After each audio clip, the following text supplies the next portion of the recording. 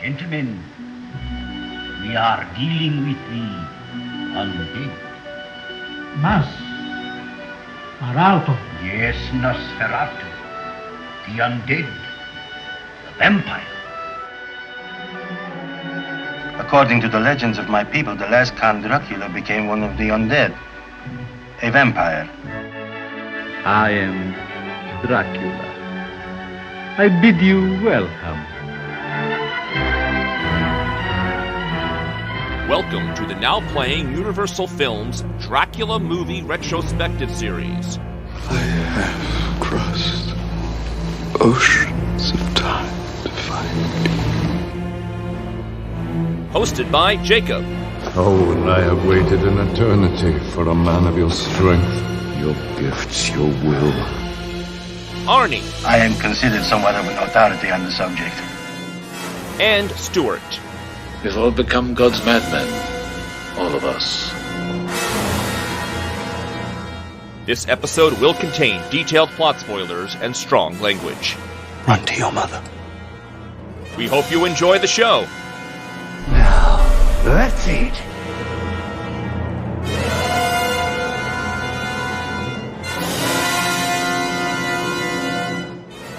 Today we're discussing Dracula's Daughter, starring Otto Kruger, Gloria Holden, and Marguerite Churchill, directed by Lambert Hillier. This is Arnie, co-host of Now Playing and Child of the Night. And Stuart. And this is the co-host who detests vacillating women, Jacob. So, we're focused on Dracula right now, but if we were following Universal Monsters, this is movie number 7. They've had this whole renaissance in between Dracula and its sequel, where they put out not only Frankenstein, but also his bride, The Mummy, The Werewolf had a movie, The Invisible Man. They probably would have kept going, creating original characters. They had to make a Dracula sequel because they had their hand shown. A smart executive, David O. Selznick, had gone and bought the rights to Bram Stoker's other Dracula work. And this feels like a cheat because I read it and it's not a different story, but an excised chapter from Dracula got published after he died as Dracula's Guest. And he was going to make a sequel at MGM with that title and gave Universal the option for a year to buy it back and to make this sequel quick. That was their forced hand to focus on Dracula right away. You say you've read this? I've never even heard of Dracula's Guest. What happens in this chapter? Okay, so it's early on in the book. Jonathan Harker, as you know, takes a long ride to get to the castle, and it's that horrible night of the spirits. He stops, he tells the driver to stop at some, and I don't even know why, but he's like, I want to check out this house, this abandoned house with a graveyard and whatever. He's a realtor. He might be able to sell it. He's going to flip it. You're right. There you go. He's going to flip it. Totally makes sense. Although the funny thing in the story, they don't call him Jonathan Harker. They remove that because supposedly this is a separate story, keep in mind. But he sees a woman and then she bursts into flames. Is that Dracula's daughter? I don't think so. But in the end, he's about to be eaten by wolves and the police come running and they say that Count Dracula had tipped them off that this unnamed narrator needed help. But that wasn't used for this then, because this had one of the weirdest credits I've ever seen. How can I get this job and get paid for it in Hollywood? A suggested by credit for Oliver Jeffries? Like, I don't know. Like, here's an idea. I got lots of ideas for movies, Hollywood. You can give me a suggested by credit. Give me a few $1,000. I'll be happy. No. Hear what that really is. That's blackmail. I'm not above blackmail. That is not a real person. That was David O. Selznick saying, I'm going to sell this to your competitor, and Dracula 2 is going to be made by somebody else unless you buy the rights to this story.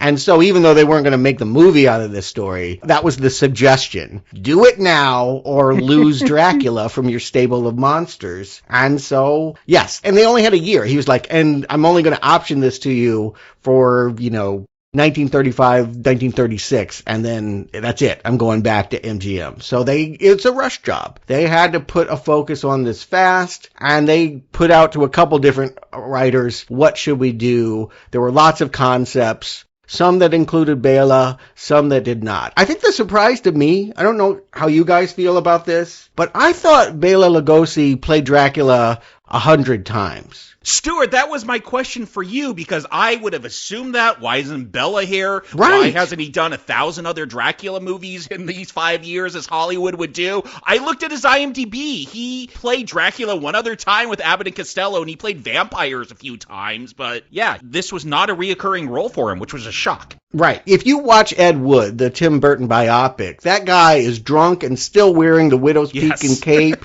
and like acting like every day of his life he has to be this character. But in fact, he only made 5 Universal movies. And yeah, they were mostly Edgar Allan Poe things. What it was he hated it. He wanted the reputation of a legitimate actor. He was tired of being typecast. He did not get that.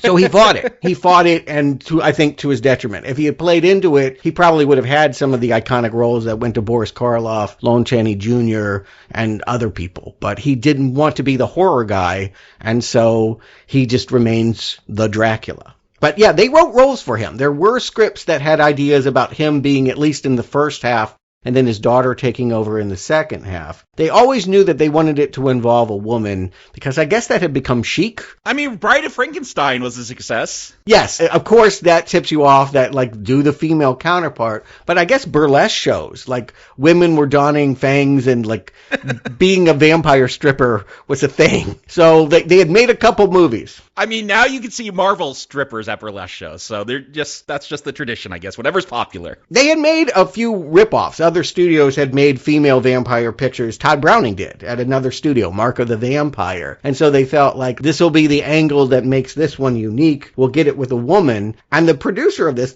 kills me. The movie this could have been is amazing. I guess the production code was having trouble enforcing its rules, and it kind of collapsed. And so this guy was like, this is our moment. We can finally do the sex and the sin. And he had this Dracula's daughter is not the I don't want to be a vampire moping melodrama queen that we get in this movie. She had whips. She had chains. She had dominatrix. Yeah, she was totally an S&M, like, super dominatrix who not only, like, would tempt men into her lair, but she went back to that castle and whipped those 3 brides into shape, too. They were running around doing her will. Like, it sounded really crazy. But, of course, the codes, whatever the hiccup was for the month that he wrote that draft, they got it together and were like, you're not making that. And so the director they had hired, James Whale, the one that had made Frankenstein the real hit, he was considered the real talented director. He had made Bride as well. He was into the idea of kinky sex, just watch the biopic Gods and Monsters. He probably would have been down to make Dracula's daughter. But once that option took away, he left and he went and made a musical, Showboat. And they hired another director that worked with W.C. Fields, made comedies. They kept losing money. The stalling, delaying. They paid him for not making the movie. Bela was hired at one point, but because he didn't really want to do it, once he got his payday, his lawyer told him you'd get the money even if you didn't make the movie. He walked. And so he agreed to license his waxwork dummy. And so we have one shot in this movie of a wax Bela Lugosi with a stake in it, but no Bela Lugosi. Oh, I thought that was just a reused shot from last film, too.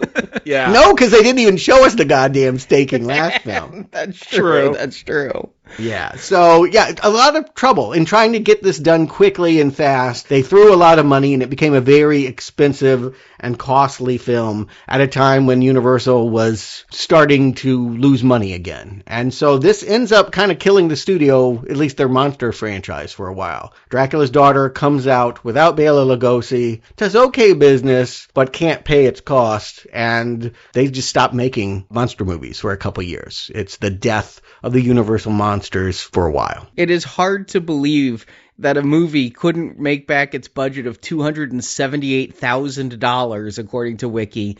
That seems so cheap, but then I have to remember people were only paying a nickel for a ticket. Mm-hmm. That's 1930s $270,000. Depression. Yeah.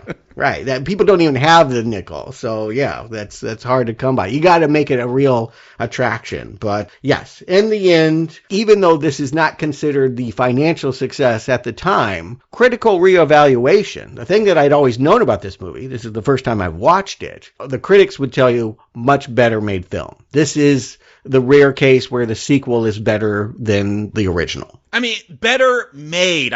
Yeah. What isn't better made than that 1931 Dracula film? The fact that this has a score, it's already better. Well, I don't know about that. But again, you hire a hack, which is essentially what they had to do with. Lambert Hilliard was not anybody. He made a bunch of Westerns. I think his claim to fame is he made the Batman movie we'll never review. There was a serial from 1943. Where they use racial slurs? Apparently. I'm never watching it, so I can't verify. But yeah, we debated it. We were just like, no, I'm not watching no 4-hour black and white serial. This is... And there were 2 of them, too. Yeah, I think he only did the first one. But he was a director for hire that could roll with the punches and the chaos of this set and threw this production together. And even out of that, it's considered a better movie than, respected director Todd Browning checking out when he lost his leading man. We'll find out how good it is. Arnie, why don't you give him the plot? Well, this movie picks up right where the first one left off. Van Helsing, or Von Helsing as he's now known. Yeah, what happened there?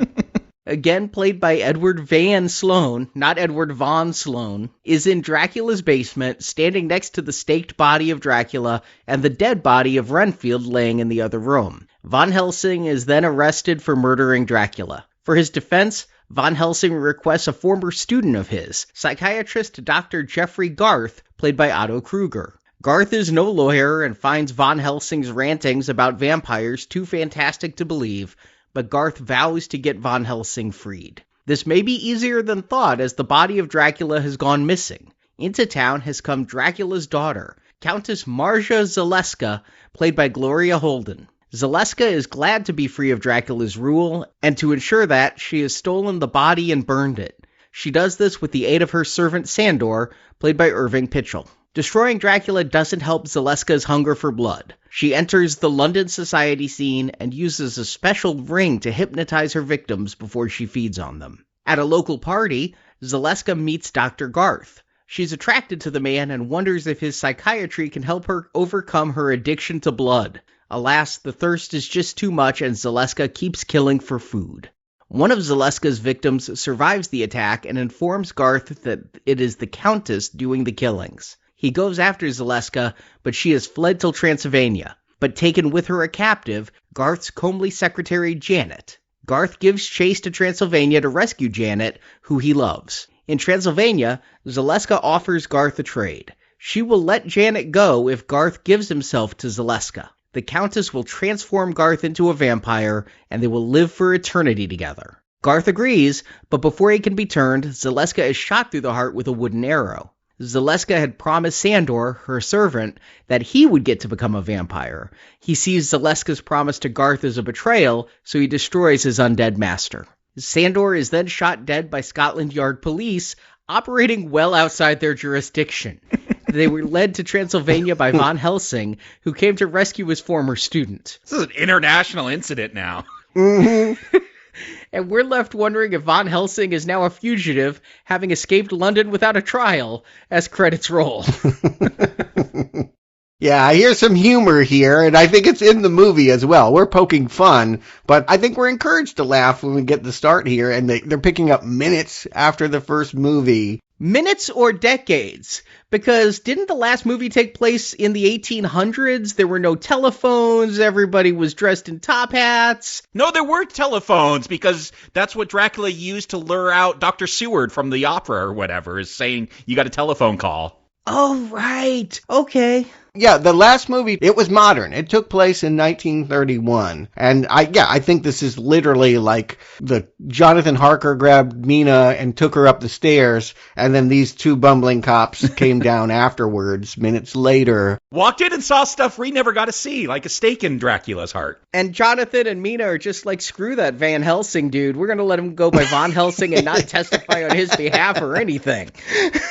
Yeah, is that a cover? Is that why the name has changed? Like, not to know that he's this prestigious guy that has been fighting vampires for decades and written books about it. Like, it felt like the end of Herzog's Nosferatu, where Van Helsing's being arrested, but like, there was a group of doctors in that last film. I know there was no like home media in 1936. You can't go back and pick this apart, but we can. And there was like a group of doctors who were like, oh yeah, 2 bites. We have a Dracula that we're fighting. We have a vampire we're worried about. Like, it was more than Van Helsing knew that. Yeah, but come on. I mean, in most cases, yeah, if you bring to court, I didn't kill the man, I staked a vampire. He's got the medical community on his side. Here's the debate. Yes, it goes to Scotland Yard. We get this guy, Basil, who has to decide, should I hang the guy or put him in the madhouse? This is the choice. And you mentioned that there's some comedy in here. It's in the score, right? Like, when the cops are about to arrest Von Helsing, the score is playing it like we're watching a circus. It's very comedic music while Von Helsing is telling the police of murder and staking someone through the heart, which at least the actors seem to be playing it a little bit dramatic, but the music is really undercutting it. Well, we have music, yeah. So there is a composer. Heinz Roemheld is here, and he had worked on prestigious 30s movies like All Quiet on the Western Front, The Black Cat. He'd later work with Orson Welles. Yeah, I think this is generally termed, the colloquial is Mickey Mousing. Whenever you have the music kind of like mimic whatever's going on and do-do-do-do-do-do-do, you know, if these are bumbling characters, then you have music that reflects that. And the encouragement to laugh, I think, is early. Most Universal pictures don't play into the camp value until the late 30s, 40s, once they started hanging out with Abbott and Costello. But this feels like a first draft of that, right? Yeah, when you have these bumbling cops, it definitely feels like Bela Lugosi's going to walk on set with Abbott and Costello. Yeah, and the Wolfman, and again, the way that it became like throw them all together and have a laugh. You know, we haven't covered those movies. We will. Right now, only focusing on the Dracula exclusive films. Yeah, like they bring Dracula's body and put it in a cell, I guess, and then like the ground, like there's rats. We're told there's rats. We actually see the ground. They actually invested some money in some kind of special effect here, unlike that last one where the ground is like bulging. Oh, they had money. They spent too much money on this. But yeah, we see that ground bulging, and it just feels very comedic. I don't know if it's supposed to feel scary. I'm kind of chuckling at it. Yeah, it's comedic because the guys are bickering about, you didn't see a rat, and then he walks out and like, I'm going to go to the train. Like, gotta go. Like, just going to leave you with this. I know that that's probably not a rat. Do rats burrow under the ground? I mean, I didn't think it was a rat. I thought it was going to be Dracula's daughter or something underground. I know.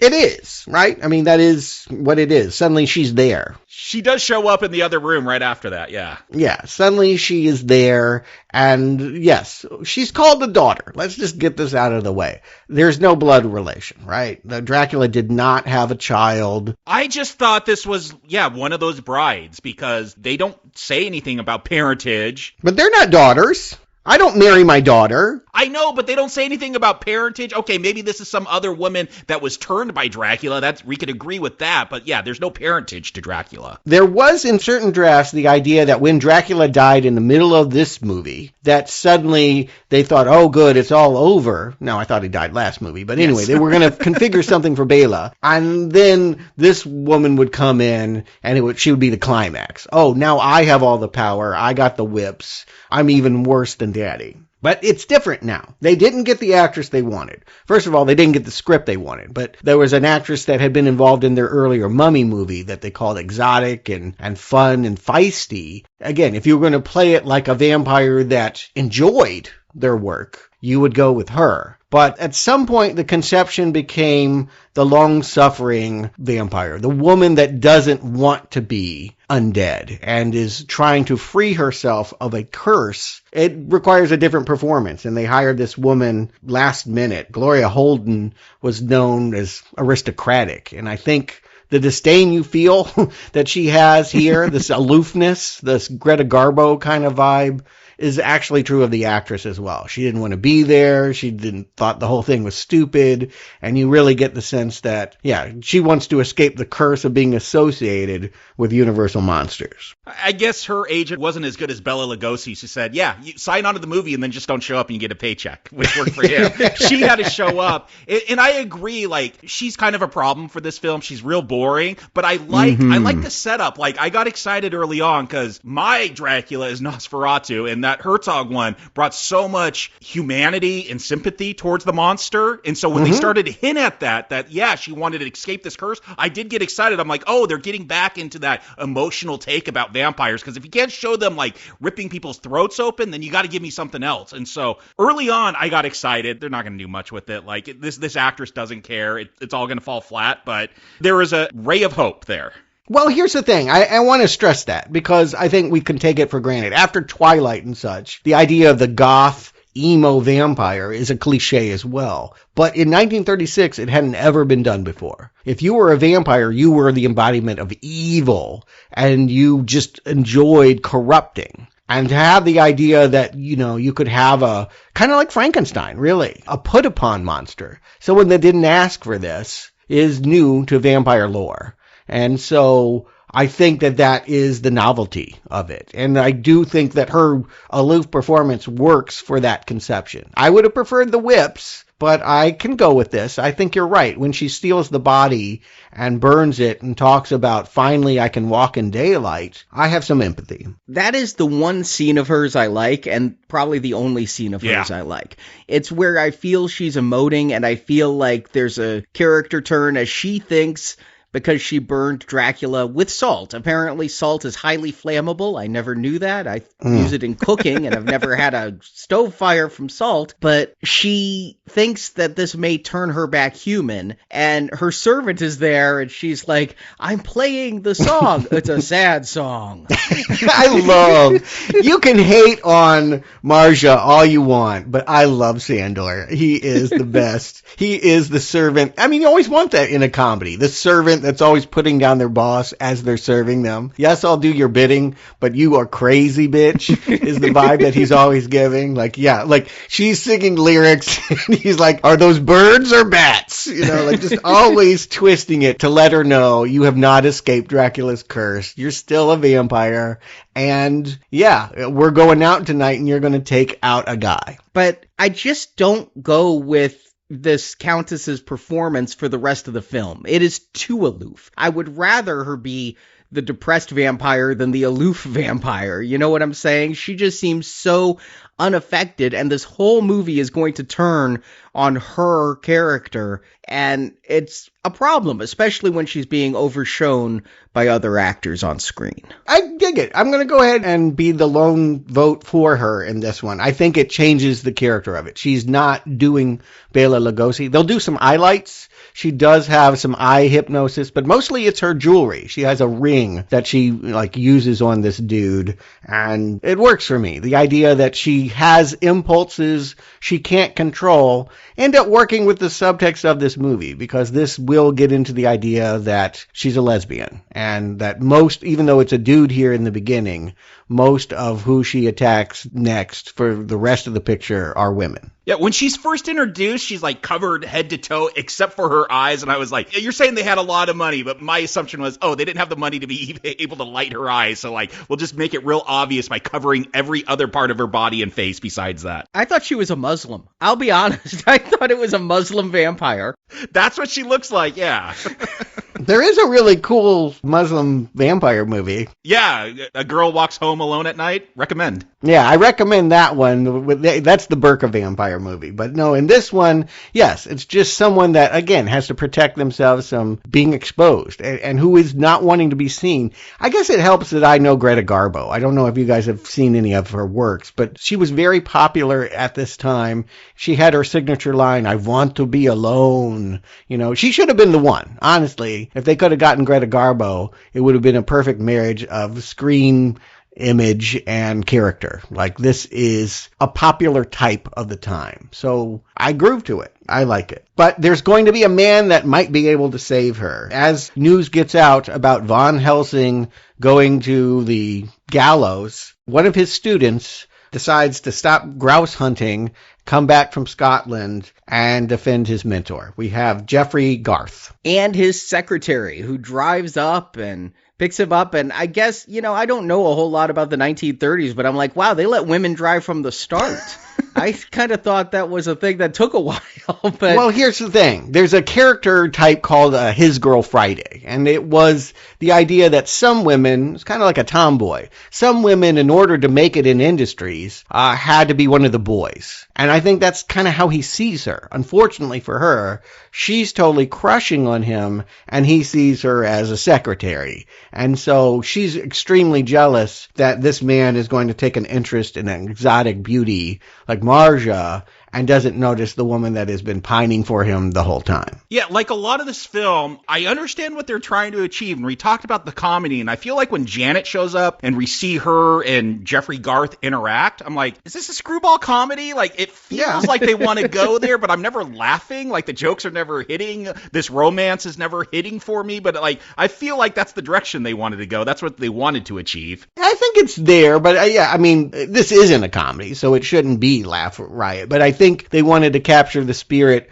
of a popular genre. There are other things that are popular in the 30s, musicals, and yes, the screwball comedy. It Happened One Night would have been the same year as this. So I do think that they were thinking, how do we have a character caught in the balance, right? Garth is, on one hand, tempted by an obsession, an unhealthy one perhaps, with this dark lady, but then there's this good blonde. It happens a lot in noirs, where there is the femme fatale and the good girl. The blonde and the brunette, yeah.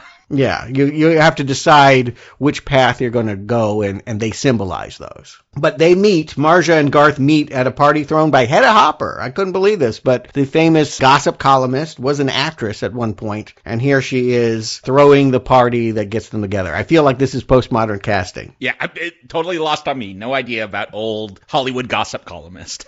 I don't even know current gossip columnists, let alone old ones. Yeah, well, she was the Lisa Gibbons of her day, if that means anything. Hedda Hopper always had the scoop, and here she is, getting the vampire together with the hero of the movie. And I thought it was interesting, like, bringing psychology into it. Garth is a psychologist, and, wants to, I don't know, Freudian analyze Marja to cure her of whatever ails her. Well, let's talk about what that really is. Homosexuality was considered a mental perversion at this time. And so she hears him at this party. He talks about how he is going to free Von Helsing of his delusion of vampires. She knows there are vampires, but she's hoping that he can also free her of her delusions. That death and Dracula still have a hold on her mind is another way of saying, hey, after I leave this party, I'm going to go find a female prostitute and drink her. She won't submit to any psychoanalysis because there's mirrors on this hypnotism machine the psychologist wants to use. Yeah, I think that's the reason. Yeah, I thought that was cool. Yeah, he has like this funky machine, how 30s, that they invented a device to hypnotize like this. That's like you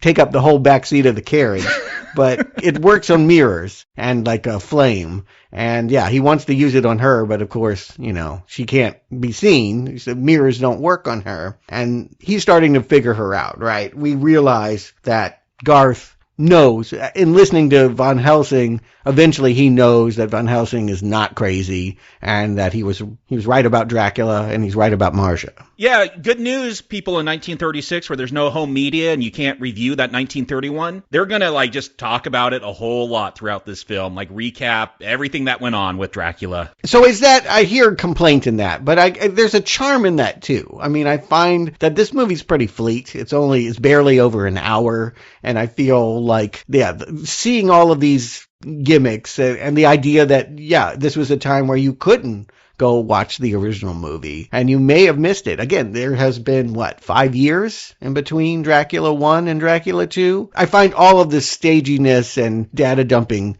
charming.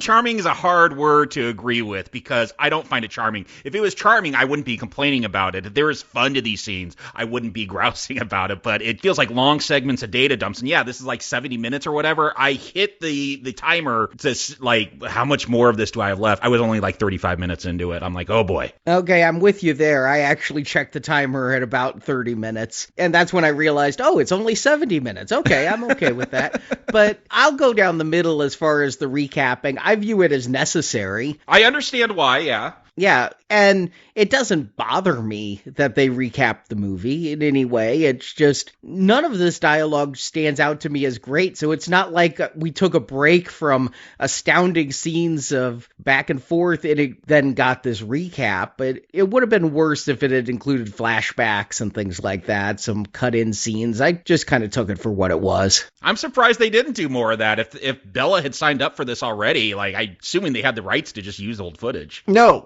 you can have the wax dummy. That's it. That's it. Wow. And I think that was $4,000, to be honest. Like, yeah, I think that they could not do that. But I don't know. This may be a long retrospective for you guys then. I do feel like you need to like the grammar of this style of movie. You need to be charmed by its quaintness, quite frankly. And if you're thinking this is boring, yeah, I don't know how you're going to deal with The Man-Made Monster or some of the later schlockier Universal movies. I would actually prefer schlock. Yeah, you're talking about quaintness. This is Dracula. This is vampires. I know it's the 30s and we can't get the kind of gore and scares that we're used to, but give me something. 1922 Nosferatu is spooky. Lesbians!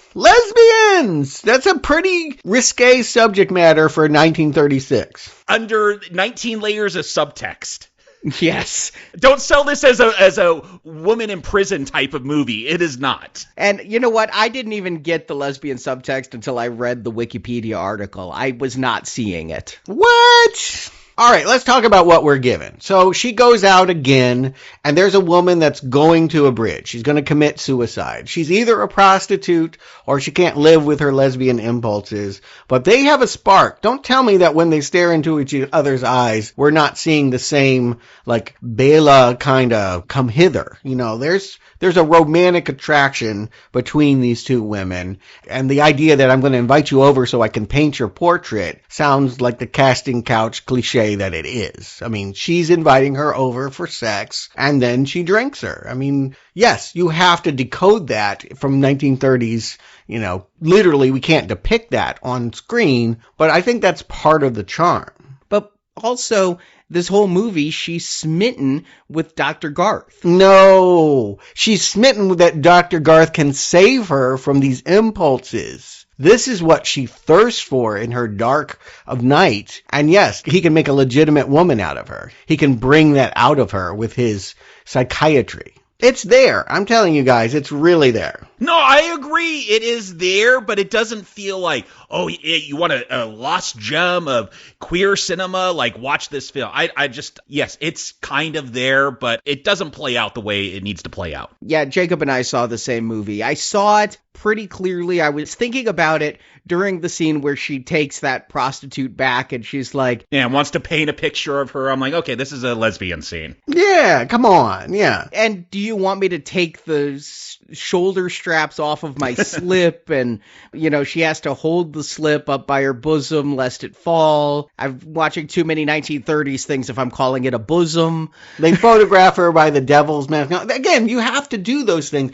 The fun of a 1930s movie, just to put it out there, is because they're so restricted, they have to sneak things in. You have to be hyper aware of how a little line or a little detail signifies something big. That's part of the, I don't know, thrill, I guess. I'm not saying this movie is great, but I'm saying you guys are being almost willfully immune to the charm of what's going down for Marja. It is pretty unique what we're seeing here, at least in terms of vampire movies of its day. Maybe if this actress cared more about her role, like I said, I'm really into her whole mindset from the beginning, but this actress just, aloofness. It doesn't let me in, and it doesn't let me feel like whatever her real desires are, and like all that stuff you could do subtly is just missing here. I wanted one more female victim. She's going to go from this to Janet, and Janet has been playing all kinds of games. At one point, she shows up in this extravagant fur coat. I'm wondering how a secretary could afford. She quits her job. She ties his tie wrong, all of that. I like that bit of business about tying the tie because, again, this is all about biting the neck, right? It makes you think about that vampirism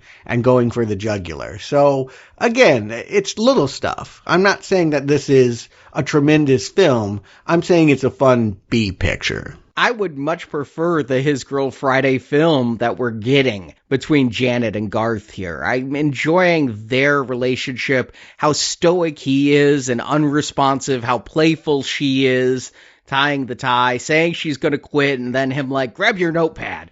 But I quit. Oh, stop your foolery. Get the notepad. And she goes with him. I actually found that to be the best stuff in this film. I mean, they made a movie called His Girl Friday. Katharine Hepburn made a career out of being this character. It's a cliche for a reason. They're always fun to see. And that conflict of how do you be one of the boys and still be seen attractive as a woman is a fun one to explore, usually in comedies. And it's been worked into this subtext about men and women. Again, Garth, he's also obsessed, and we're not sure if he can fall under the hypnosis of the ring the same way that the victims do. Is his smarts going to save him is a part of it. But he tries to get the story out of Lily, and she dies rather than giving it up. Like, she just expires on the bed from, I don't know what, lesbianism or something.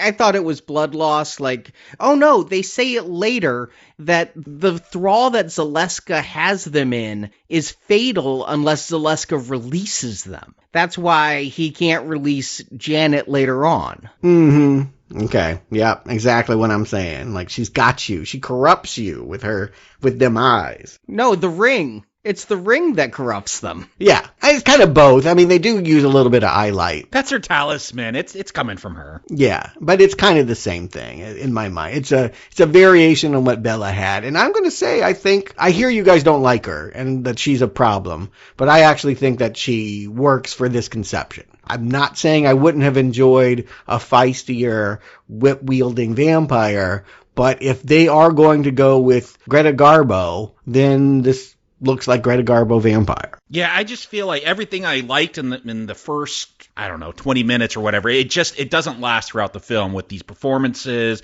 especially with, again, Marja. Like, I wanted more. Yeah, I wanted one more kill. I felt like we ought to see her take out one other woman. That would really confirm what was going on here. And, we're just conditioned for kill count, right? Like, to have 2 deaths, 1 dude and 1 woman, that's not enough. Like, we want a body count. Like, Twilight had more kills than this did. Like, yeah, that's my problem. As a vampire film, even though it's the 30s, I know there's certain things they can't do. I'm still expecting to have some kind of, it might not scare me, but I want to see the effort by them to try to do something horrific in a horror film. Yeah, overall, my biggest problem with this film is it drags. Another kill would at least give it something going on, but the second scene between Garth and Zeleska, I don't even know what we're supposed to get out of that we didn't get out of the party scene. I mean, again, you're just watching them wrestle with this condition. Again, if you accept that it's lesbianism, the joke that science can cure, as that's a modern perspective. I don't know that people would have been laughing about that in 1936 or even seen it, as you say. It's subtle enough that you could miss it all. But I think there's some entertainment value as a modern audience looking at the coded language here. And some of it did go over my head. At one point, once Janet gets kidnapped, Marja grabs her and takes her back to Transylvania, and they cut to the Scotland Yard guy in bed playing with his stamp collection. And his butler comes and he makes this joke about, like, vampires, you go after vampires with your checkbook. I'm like, what does that mean? Yeah, what did that mean?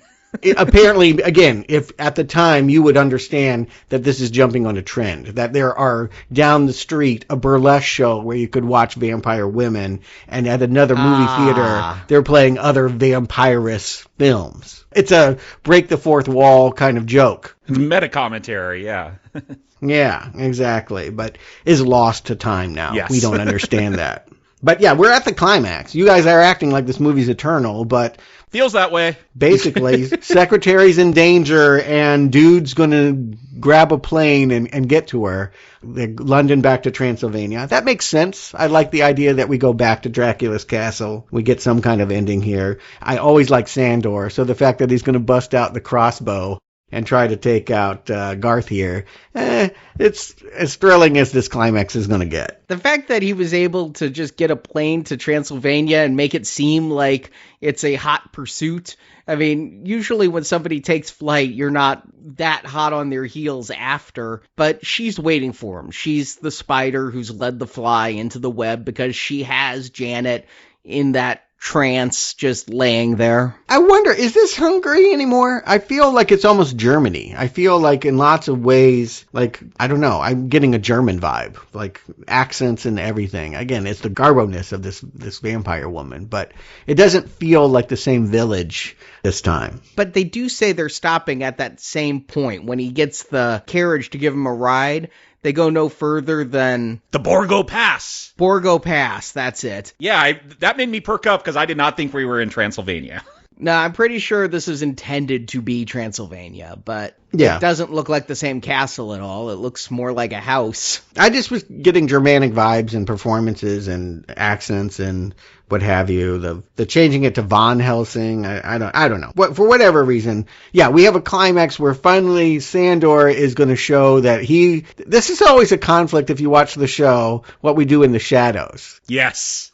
Guillermo. Like the servants, like, I'm next in line. You don't get to be vampire. I get this. I love that Sandor is like bitterly jealous that the shrink is jumping the line ahead of him. To the point that he is going to stake Zeleska, not with a wooden stake, but with a wooden arrow, thus expanding that any piece of wood can be a stake if you want it bad enough. Did it have a wood tip? That's what I was wondering. Does it have to be a wood tip? Can you have, the arrow tip on there? And then as long as the wood touches the heart, does that count? Can you get a splinter in your heart and that will kill a vampire?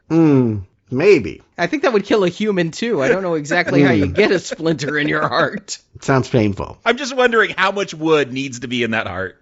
Mm-hmm. But I don't know. It's kind of robs Garth of making a decision, though. What would he have done? Like, was he tempted? Would he have traded Janet for himself? Did he like this woman? I think so.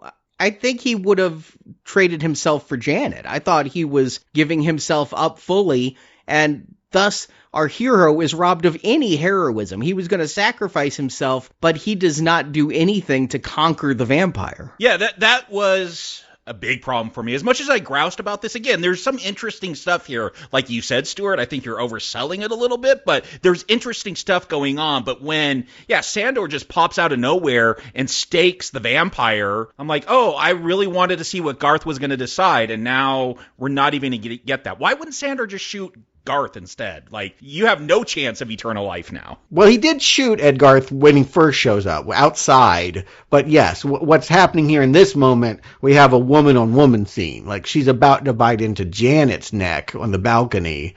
And, I'm going to take out you because, you don't love me. I guess is the way to interpret that. Jealousy. I don't know. It kind of works. I mean, I hear you guys saying it doesn't, but I do agree it would have been nice to see Garth do a little bit more. The other guys, Scotland Yard is blowing into Transylvania as well. They ride in to proclaim the fact that, yes, this dead woman is pretty. And this is always a subtext, right, of lesbianism, of like, why would she go with a woman if she's pretty? If she has options, she could be with a man. But, oh my God, look, she's 100 years old and drop dead gorgeous. Yeah, to me, that was the joke, is a 100-year-old corpse is pretty. Mm-hmm. I see what you're saying with the subtext, but I didn't catch it there. But what did you catch? Jacob Stewart, do you recommend Dracula's Daughter? Jacob. Yeah, would I rather catch flies and eat them like Renfield or sit through this film again? Here's the thing. Controversial statement, but as a film, better than Dracula 1931 Bela Lugosi. I'm just going to state that. Ooh. For sure. That's not even controversial. It's better made. There's insert shots. There's coverage. Yes. All those things I liked about Spanish Dracula are, well, that didn't have a score, but yes, just a better made film. And so Is it more entertaining? Does that get this one to the recommend? Here's the problem. I've said it throughout this film. Like, there are things that I liked. I got the lesbian subtext, but I don't know. It doesn't feel like it could do much with that. Like, is this a screwball comedy? It's got the bones of one, but it never really gets there. But I could see a lot of things they're trying to achieve. They just don't land for me. The fact that I got to sit through a lot of uninteresting dialogue, not dialogue, but uninteresting dialogue recapping what happened to the original Dracula. Like, I clock watched at 35 minutes. I had to see, I'm like, there's only got to be 5 minutes left of this. Nope. I got half the film still to go. It still kind of drags. Maybe that's because of age. I don't know. I found a lot of these, again, performances that were conceptually interesting, but then when the actors did what they're supposed to do, it all kind of just lands flat. And so ultimately not that entertaining, but better than Bela Lugosi's Dracula. But still, I'm not going to recommend it. Stuart. Makes me wonder about, again, this whole Universal franchise of like, this is kind of the style. And I think it's one of the better examples. I'm not fluent in this. I don't know a ton of the Universal monsters. And I'm not saying this is a great film. It's not. It's definitely not. We've seen a great film, and that was the 1922 Nosferatu. This doesn't touch that. But I think if you accept the parameters of when this was made, you can have some fun here. I had a pretty good time. I thought it was easy to watch. I enjoyed the female take on the vampire, the lesbianism, the aloofness, the Greta Garbo-ness of this actress. And Sandor is just, he rules in my mind. He's as fun as Renfield last time. And yeah, I don't know. I just didn't mind it. I guess it's an ambivalent Green Arrow, but I did feel like, yeah, it's as well made as the Spanish vampire Dracula, and same cinematographer, by the way. They were smart enough to go and get the guy that made the better looking Dracula, and the work here is good. I think that just visually, this is an appealing movie. It goes by fast. It's got funny subtext, and yeah, if you're attuned to 1930s cinema conventions, this one works. I'll agree with you, Jacob, in that this is better made for the reasons you stated. It feels like a movie. I mean, you've got a score. You've got those insert shots. The camera moves. You've got focus and changing focus. Things like that are all very cinematic. So this does feel more like a movie, which actually is going to make me judge it by a little bit of a higher standard. You've got all the tricks of cinema. Now, what are you going to do with them? But I can't agree with you that it's a better movie simply because the performances are so flat that I never get a character to grip onto. The fact that I liked Renfield so much in the last one, and he was our kind of point of view character for half the film. And here, our hero, Garth, is really kind of a weakling in that he never does anything except give chase. I don't know why he's doing all this investigation. At one point, he even says he's with Scotland Yard, which made me laugh, because I'm like, yeah, you're doing the job Scotland Yard should be doing, while Scotland Yard's chief is playing with his stamp collection. But I couldn't grip onto him, and yeah, Zeleska was just kind of dead in the eyes for most of the film. And maybe that's what she was going for, but it didn't work for me. I just didn't have a good time watching this film. And I did have a good time watching Dracula and found quite a bit to respect in those performances. Here, I blame the writing as much as anything. It just feels unfocused. I can't decide, are we watching a movie about Zeleska or a movie about Garth? I don't know, but I don't want to watch it. It's a not recommend. You bring up something interesting, and I think it's true. I think we'll see it a lot in the Universal pictures, is that in order to protect the audience, we don't focus on the right characters. There's always these old men, the scientists. Like this movie has too much about therapist and the rational world. It would have been something if we could have had a more subjective experience for Marja. If we had actually followed Dracula's daughter and she was the main character and we saw her trying to save herself and fight these impulses, I think it would have been a more compelling, emotionally involving film. But they always got to bring in the comedy of the servants and the smart people to deconstruct it all. That's just sort of a trope of this world. Worth pointing out, this one could have been it. Dracula's daughter could have taken out the Universal monsters in 7 films and done.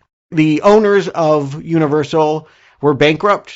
They, for lots of reasons, they got out of the business. They sold it to a new head who said, I don't like monster movies. We're going to musicals. And there was no thought about doing another Frankenstein, Dracula, Wolfman, Invisible Man.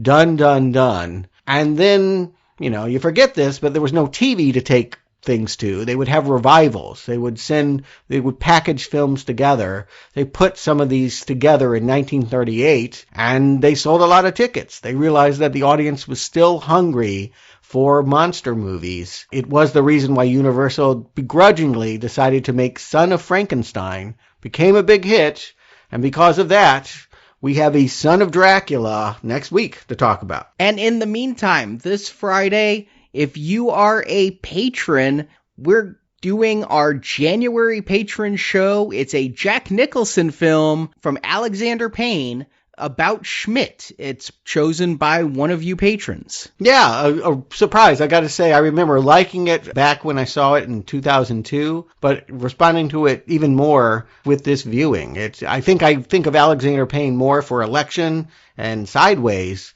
but this one is a real gem as well. I hope you can join us. You get this by being a patron of $10 or more on our Podbean patron, which you can get to at nowplayingpatron.com, or on our Patreon, which is patreon.com/nowplayingpodcast. And I want to give a shout out to some of our patrons this show. These are Podbean patrons, so some of them will be usernames instead of real names, but David Kraft 1000, Scott T. Ward 1971, Lucas Dosher, and T. Durden 182. I think he's a Fight Club fan.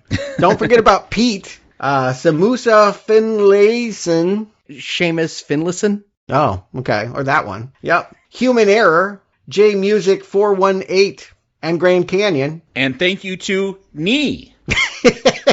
Not me, Knee. Not head or shoulders, just knee. Yes. I'm just reading these names.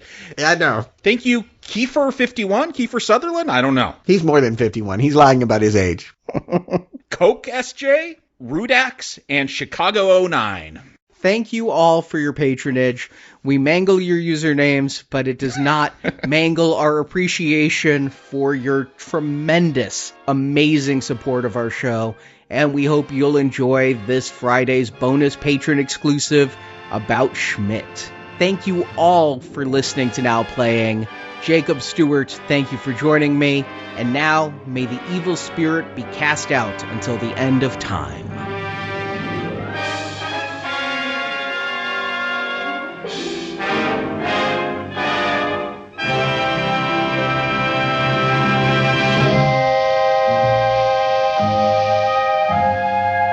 Be thou exorcised, O Dracula, and thy body long undead find destruction throughout eternity in the name of thy dark, unholy master.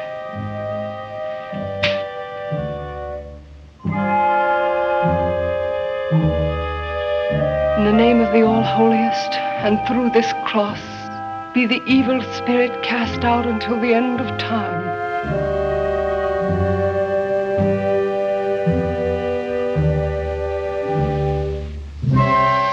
Thank you for listening to this Now Playing Podcast movie review. We hope you enjoyed the show. Listen to them.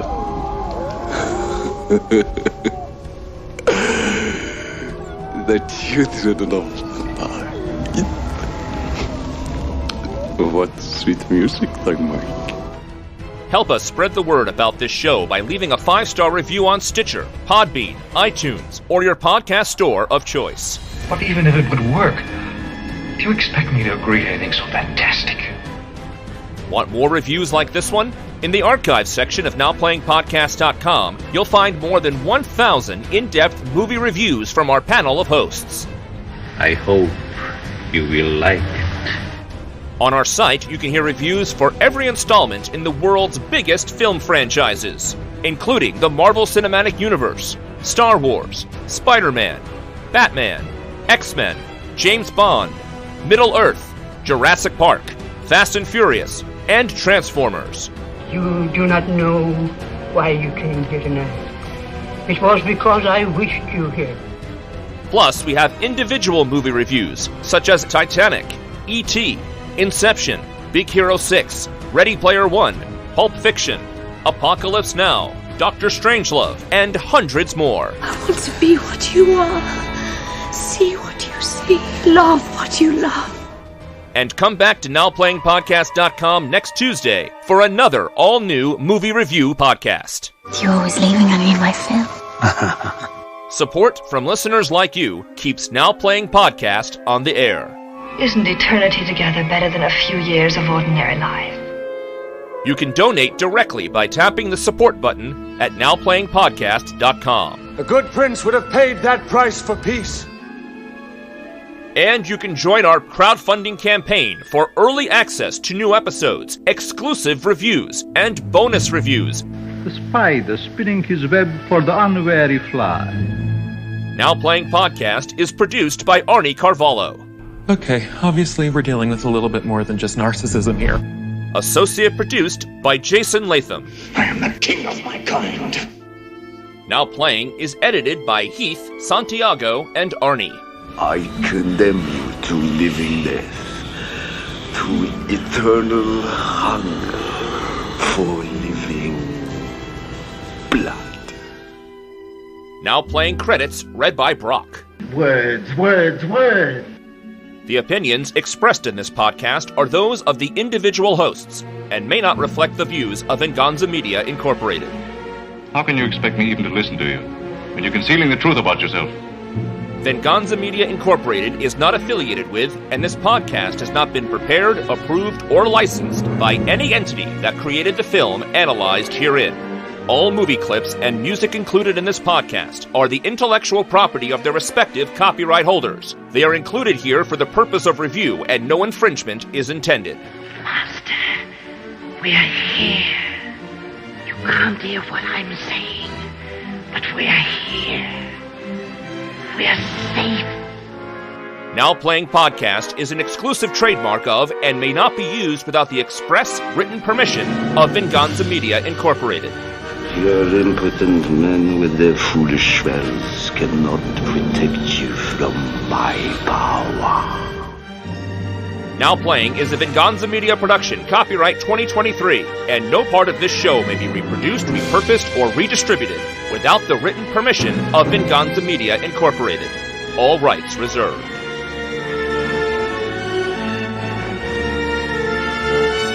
Good night, Mr. Renfield.